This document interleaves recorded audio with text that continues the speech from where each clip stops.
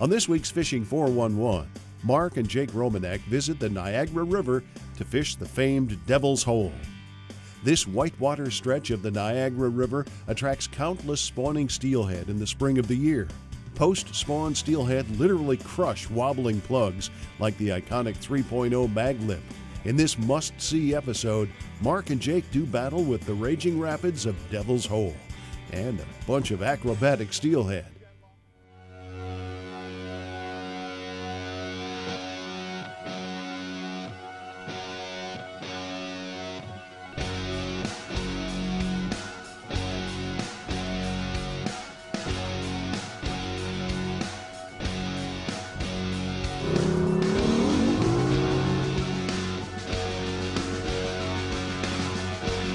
Wow, this is absolutely stellar. What a gorgeous fish. We're gonna get a quick picture for Facebook, and then she's going back to do some spawning.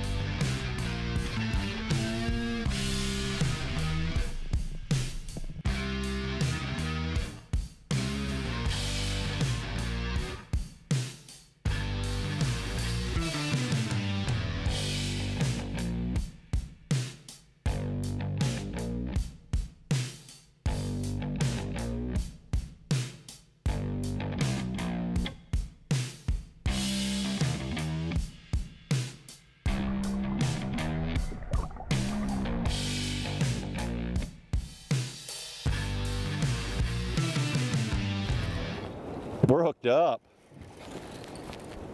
Oh my goodness. I'm gonna get reeled up here quick, Dad. Okay. Well, if you look around today, you're going to see we're unusual circumstances for Fishing 411. We're definitely doing something that's not in our comfort zone, but we're hoping that it's going to be encourage you to go out and try something not in your comfort zone. In a second here, we should be able to get a pretty good look at what we got on here. Whew. What in the world do we got on here? Oh, got him in the scoop. Oh. What a gorgeous fish. Look at the size of this rainbow.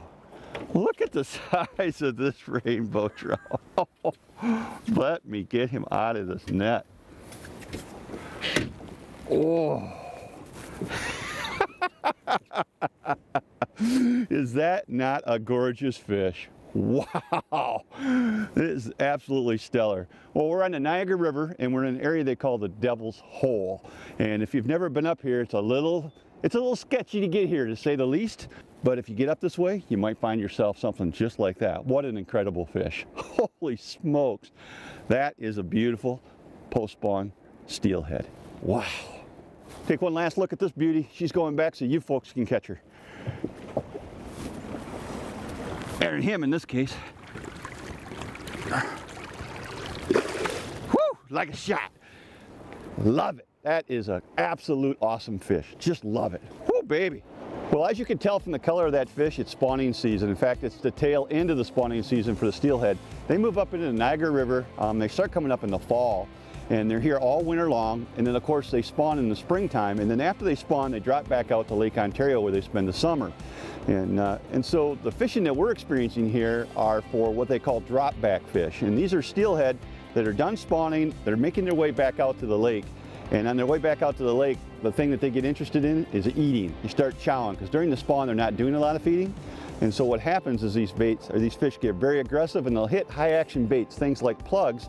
And what I just caught that fish on is a plug called a maglip. And here in this part of the world, maglip is very popular, and they use just one size here, the 3.0.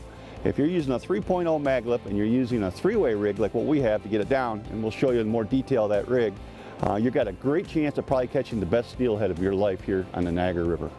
You know, we're based out of Lewiston, New York for this shoot, and if you're a family man and you're looking for a place where you can go fish, but your family can come along and kind of hang out in a local community, Lewiston's the place to be. This place is gorgeous. Lots of nice restaurants, lots of nice shops.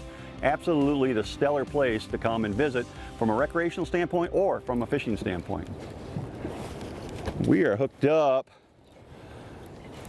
You know, one of the things I was thinking about steelhead fishing, why a lot of guys just don't do this, is that some of the presentations that we use are quite honestly a little tricky and hard to master. But go on over here. But this presentation, this three-way rigging, is extremely simple to master, and I think it really simplifies steelhead fishing for a lot of people. Well, this boy's been in the river a long time, hasn't he? And that's what I'm talking about. You can see how dark this fish is. This is indicative of the fact that this fish has been in the river for quite a while. They darken up when they've been in the river a long time, but after the spawn, these fish will go back out to the lake and get back their natural silver color again. Special considerations are provided by Cisco Fishing Systems and Striker brands. Go early, go late, go prepared. Additional considerations provided by Fishhawk Electronics. Trolling without a fishhawk is called boating. Oh, hooked up, Dad. I'm trying to catch up to this thing. Oh, he's coming up quick. Where are you at there, buddy? I think I'm already ready for the net. Maybe not, but he come up real quick. Oh, I might have spoke too soon. Whoa. I don't think he's quite ready, Jake. I don't think he's quite ready. Oh, now I think he's ready. Screw there you go. There you go. Nice fish, young man. Cool. Nice fish. Very, very cool. Let me have that electric motor controller and I'll get us out of the way here while you talk to the camera a little bit, because we are in a tough spot right here. All right, we'll get him pulled up. He's got that maglip pigged right in the corner of his mouth there, Dad. You know, basically what we're doing is we're three-way fishing, and normally this isn't a difficult style of fishing at all, because you basically turn the boat sideways and let the current pull you down. Well, right here where we're fishing is an area called the Devil's Hole, and there's a lot of current here. If you let the boat dead drift, there's times where you're going actually 4 miles an hour, so there's just a ton of current here. But what we're doing is dropping that three-way rig to the bottom, letting the plug and the current do all the work, and then when you feel the bite, set the hook, and you got a big old steelhead like this one. Woo! All right, we're gonna go ahead and get this one back. Woo! Off like a rocket. You know, if you watched Fishing 411 in the past, you've seen us fish the Niagara River, the whole Niagara area, simply because the fishing is unbelievable here. But if you're gonna come to this area, you really owe it to yourself to hire a guide for a day or two. Maybe bring your boat with you, hire a guide for a day or two, and then give it a try yourself. Over the years, we've befriended a bunch of different guides over here in this area, and that's the reason we're so successful when we come here. The Niagara River is an unbelievable fishery, but it can be very difficult to fish at times. So hire that guide, learn a little bit about this system, and you'll be much more successful as a fisherman. Well, like I said, this three-way rig is extremely simple. You tie a three-way swivel on the end of your main line. And then from there, you add a leader that's about 5 foot long back to your plug. And in this case, we're using a maglip plug, a 3.0. And then on the other lead of the three-way, you have a dropper. That's a 3-foot dropper in an 1.25 ounce sinker. All you have to do at that point is turn the boat sideways, let it drift, drop it to the bottom until you feel it tick in the bottom, and hold on. You're gonna get a big old chromer. Jake, you're gonna turn the electric motor off. There we go. I'm gonna have to keep it going, Dad, because we're up on the side there. All right, I got you. You're just pulling pretty hard on him is all. What you got on there, Dad? That's a nice fish on him in a bad spot. This is a silver one here. This is a fresher fish. Ooh, baby. Whoa. See if I can get him under control for you, Jake. Good job, I'm man. That, and I'm going to do some boat control here for a second. You get on the electric motor and I'll take care of Mr. Steelhead. We'll bring her up here in the sunshine where we can see her. Very, very nice. This is obviously a hen, and a fresh run hen because it's nice and silver colored. The fish that have been in the river a long time, of course, they tend to get darker.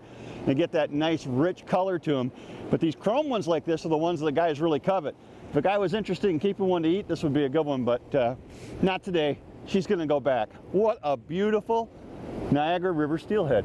And look at this background, Dad. This is just a cool place to fish, huh? It scares the heck out of me, I gotta be honest, man. I'm not a fan of all this rough water and fast current, but I will say one thing, the fishing is very, very exciting. You know, a really cool thing about the Niagara area is the Niagara River. If you look around, we got these huge beams and banks coming up the Niagara River and the Niagara Gorge right here. And what that allows is for a fisherman to fish pretty much every day. Right now, you couldn't fish the lake. It's really blowing hard, but you wouldn't know it from here in the river. You're really protected here in the river. And so what it allows for a fisherman to do is travel to an area like Lewiston, New York. And if you can't get out on the big lake to go fishing, you always have the Niagara River, and there's always fish to catch here in the river. Most people that come here, of course, are going to be looking for these steelhead, but there are other species available as well. This one's boogered up pretty good. Looks like he's had some rigors of spawning. Oh, he got off. He was going back anyway. I don't know if the camera will show it or not, but he had a big tear on the side of him. It looked like he'd gotten a knife fight and came out on the wrong end of it. But the cool thing about the Niagara River here is that not only are you going to get these steelhead, but the same three-way rigging method that we're using catches steelhead. It also catches brown trout. It catches lake trout. Believe it or not, guys even do it and they catch walleyes here and smallmouth bass. So depending on the time of year you're here, it could be one of those species or multiple species. But the beautiful thing about the Niagara River is there's always something biting just about any time of the year. Special considerations provided by Precision Trolling, the Troller's Bible. Special considerations provided by the Ultimate Sport Show Tour, Michigan's elite sport shows.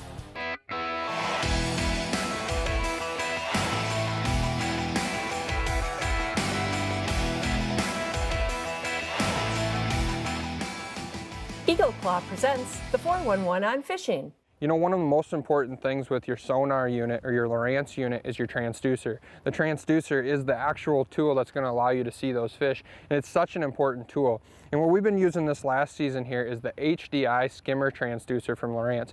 It's been a tremendous tool. It's allowed us to mark fish at high speeds, especially when we're Great Lakes fishing maybe for walleyes, looking for suspended fish. We can see those fish moving super fast. But anybody that's had a transducer on their boat has had this issue where eventually something hits your transducer and it breaks off. So I want to give you a tip today to really help with that, something that's going to be a lot easier for switching out your transducers. This is an HDI transducer from Lowrance. It doesn't matter which transducer you use, but you can get these transducers in lengths only of 6 foot long. And that's exactly what I have here is a 6-foot transducer. I have that mounted on the back of the boat, just like we mount any other transducer. And then what I added, if you're going to add onto your new boat or you're going to add onto your existing boat, is a 10-foot length of an extension transducer cord. So this 10-foot cord right here is actually routed through the boat itself. It comes all the way back to the bilge of the boat. Now what happens here is if I happen to break this transducer off, all I have to do is unhook this 10-foot extension, put on a new transducer at the back of the boat, and I'm back running again. So normally when you break off a transducer cord, the hardest part of the entire process is having to reroute that wire throughout the entire length of the boat. If you add this extension cord when you're rigging your boat, go with that 6-foot transducer. It's going to be a lot easier in the long run when you do break that transducer off. Hey, let's talk a second about mag lip colors. The water here in the Niagara River is really clear, and so the colors that tend to work the best here are the more natural ones. Chromes are very, very good here, and there's a couple, 2-3 colors I would recommend. One they call Double Trouble, which has got a chartreuse nose and a chartreuse tail, and the rest of the bait is chrome. The other one is Lemonhead, which is all chrome except for a chartreuse nose. And the third one that works really good here is something called Grinch, and it's all chrome, got a little green and a little chartreuse on the tail. Those are overwhelmingly the 3 colors that work the best here on the Niagara River. Oh, baby. We've had some changing conditions today. The water level is dropping now, and of course, Niagara Falls and the dam is what controls the water level here. Whoa, this fish doesn't know where he wants to be.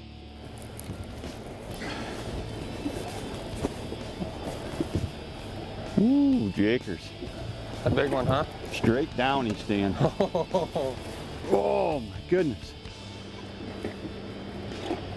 Beautiful fish. He's all tangled up there. He's kind of got the got him in the scoop, Dad. got Nice fish. Well, the plug pops off to you right there. Look at the cape on that one.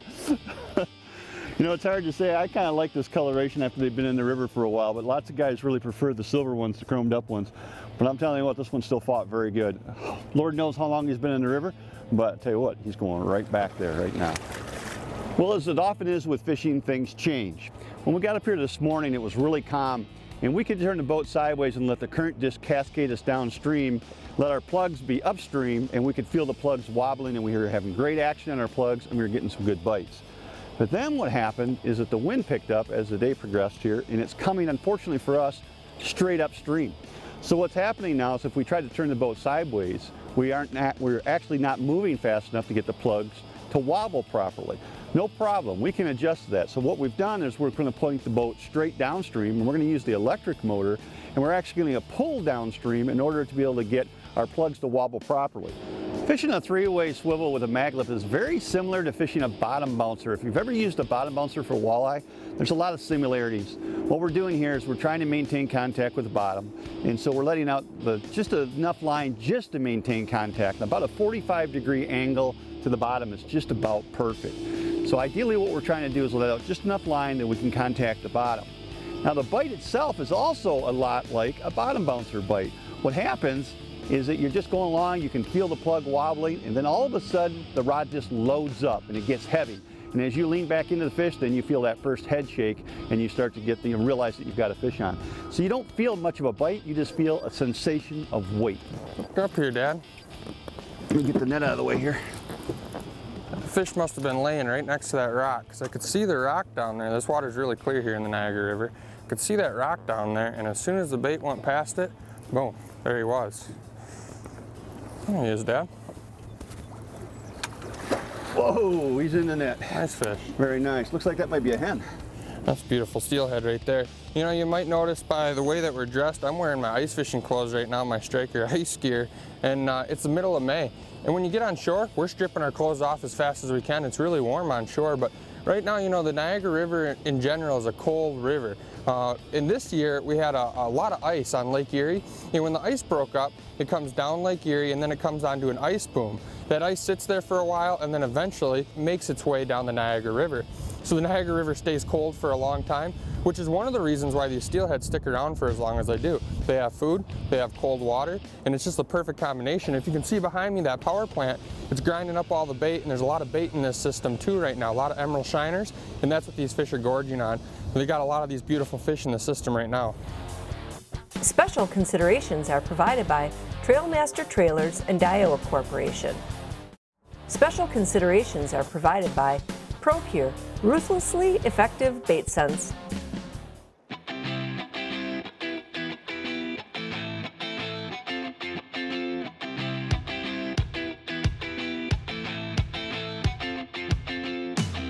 Trying to catch up to this thing. Oh, he's coming up quick. There you go. Nice fish, young man. Nice fish.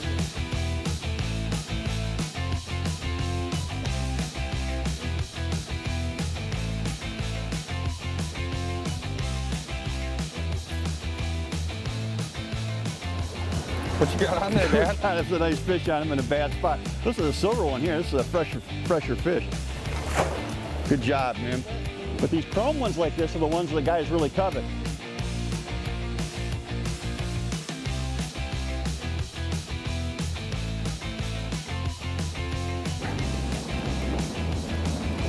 A little bit closer here, Dad, and I can get him. Watch that. Oh, good scoop. I'm glad you got long arms, kid, man. We needed every inch of that one. Like I said, just as chrome and silver as can be, fresh up out of Lake Ontario. That is a beautiful, beautiful steelhead. Come on, baby. Look at that. Like a shot. And as soon as the bait went past it, boom, there he was. Whoa, he's in the net. Nice fish.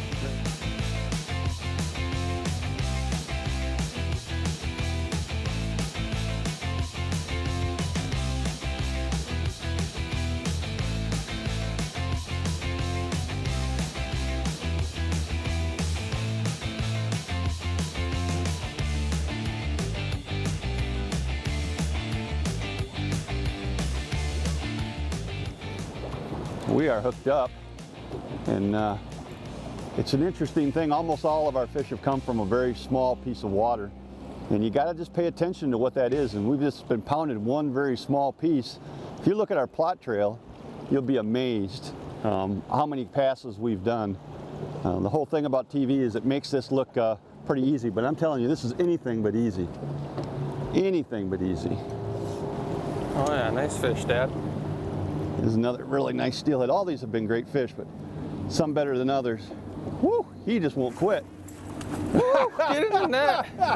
Woo! He was in the net, he was out of the net, and he was back in the net. That must have been a good show for the jet there, doing the tour, getting to see us catch fish He got too. to see us catch a fish. You know, there's been an ongoing debate here in our boat about whether these steelhead are eating or whether they're not eating. A biologist will tell you that steelhead don't feed while they're spawning. But look at that. I mean, these fish are just chowing on these maglip. I mean, they're just gorging them right down. So whether it's a strike response because they're angry or whether they're hungry, who knows? But what I'm telling you is when you fish a maglip plug, you're going to get bit. It's just that simple. What another gorgeous steelhead. The setting for this week's episode was actually the first week of May, but you can catch these steelhead in a lot of other times of year. They come in this fall when the salmon come in to spawn, and they keep trickling in all fall, all winter, and then in the spring there's another big push of fish that come in for the spawning season. So basically it's about 6 months of the year you're going to find steelhead inside the Niagara River. And that's what I'm talking about. You can see how dark this fish is. This is indicative of the fact that this fish has been in the river for quite a while. They darken up when they've been in the river a long time. But after the spawn, these fish will go back out to the lake and get back their natural silver color again. Hey, I'm Mark Romanack, and you've been watching Fishing 4-on-1. I'd like to take this opportunity to thank Bill Hiltz from Niagara, USA. If you're a steelhead fisherman and you're looking for a destination, by all means check out the lower Niagara River. Some of the best steelhead fishing you'll find anywhere in the Great Lakes region. Closed captioning is provided by Lakeside Motorsports, Michigan's premier marine and power sports company. Fishing 411 is brought to you by Offshore Tackle, Ontario, Canada, Starcraft Marine, Yakima Bait Company, Smooth Moves, Niagara Falls, USA, Lowrance Electronics, Evinrude Outboards, and by Jay's Sporting Goods. Other species available as well. This one's boogered up pretty good. Looks like he's had some rigors of spawning. Oh, he got off. He was going back anyway. I don't know if the camera will show it or not, but he had a big tear on the side of him.